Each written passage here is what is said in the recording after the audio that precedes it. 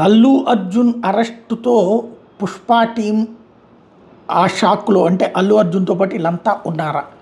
వాస్తవంగా కొన్ని వెబ్సైట్స్ మాత్రమే టచ్ చేస్తున్నాయి. మొన్ననే 1100 కోట్లు 1200 కోట్లు, ఇప్పుడు టోటల్గా 1500 కోట్ల రూపాయల క్లబ్లోకి చేరారు.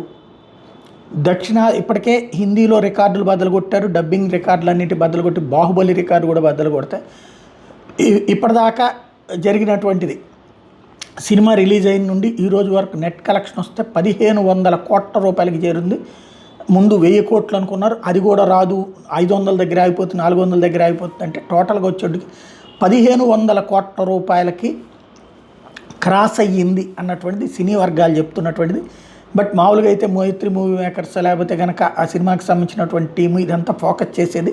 బట్ అల్లు అర్జున్ షాక్ నుంచి ఇంకా అటు అల్లు అరవింద్ కానీ, కుటుంబం కానీ, అల్లు అర్జున్ కానీ కోలుకున్నట్లేదు. ఆ సినిమాకి సంబంధించిన వాళ్ళు కూడా కోలుకున్నట్లేదు, సుకుమార్ కూడా కోలుకున్నట్లేదు. అందుకనే ఆ మిగతా అప్డేట్స్ ఆగిపోయినాయి.